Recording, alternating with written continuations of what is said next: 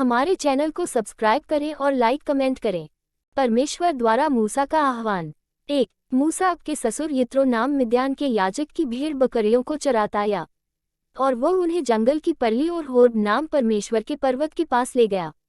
2। और परमेश्वर के दूत ने एक कटीली फाड़ी के बीच आग की लौ में उसको दर्शन दिया, और उसने दृष्टि उठाकर देखा कि फाड़ी जल रही है, पर भस्म नहीं होती। 3। तब मूसा ने सोचा कि मैं उधर फिर के इस बड़े अचंभे को देखूंगा कि वह फाड़ी क्यों नहीं जल जाती। 4। जब यहोवा ने देखा कि मूसा देखने को मुड़ा चला आता है, तब परमेश्वर ने फाड़ी के बीच से उसको पुकारा कि हे मूसा, हे मूसा। मूसा ने कहा, क्या आज्ञा? 5। उसने कहा, इधर पास मत आ, और अपके पांवों से जूतियों को उतार दे, क्योंकि जिस स्थान पर तू खड़ा है वह पवित्र भूमि है।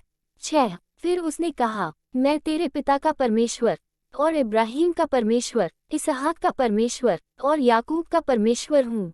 तब मूसा ने जो परमेश्वर की ओर निहारने से डरता या अपना मुंह हड़प लिया। 7।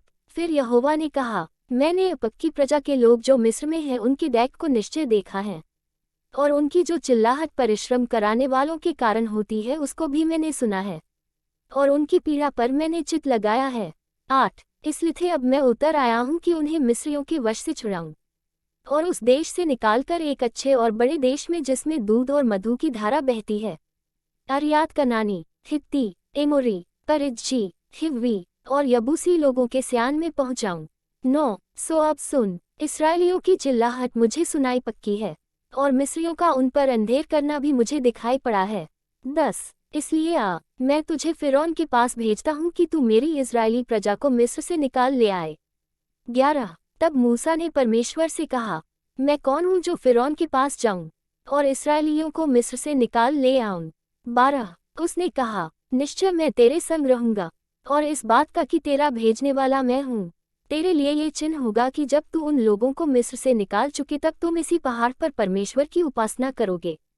13। मूसा ने परमेश्वर से कहा, जब मैं इस्राएलियों के पास जाकर उनसे यह कहूँ कि तुम्हारे पितरों के परमेश्वर ने मुझे तुम्हारे पास भेजा है, तब यदि वे मुझसे पूछें कि उसका क्या नाम है, तब मैं उनको क्या बताऊं। 14। परमेश्वर ने मूसा से कहा, मैं जो हूँ सो हूँ। फिर उसने कहा, तू इस्राएलियों से ये कहना कि जिसका नाम मैं हूँ है उसी ने मुझे तुम्हारे पास भेजा है।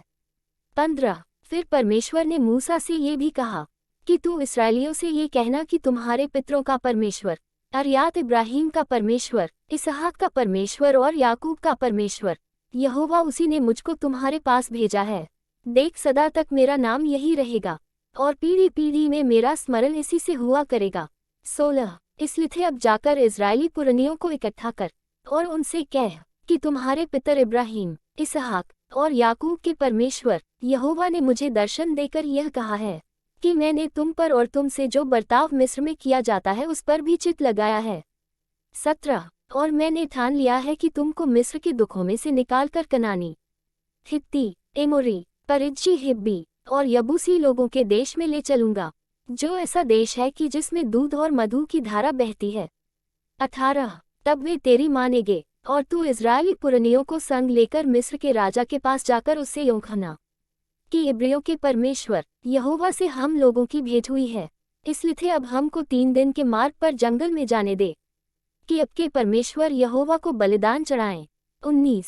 मैं जानता हूँ कि मिस्र का राजा तुमको जाने न देगा, वरन बड़े बल से दबाए जाने पर भी जाने न देगा। 20।